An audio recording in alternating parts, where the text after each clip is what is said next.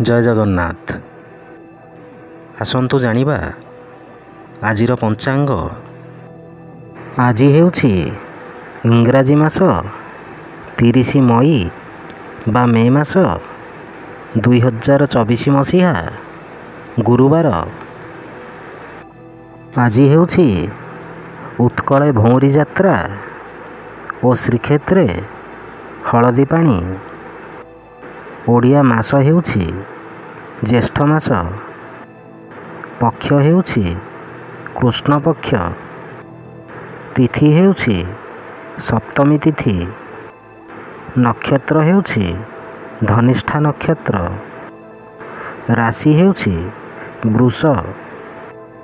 पुरी को सूर्योदय समय हेउछि 5:10 और सूर्यास्त समय हेउछि 6:17।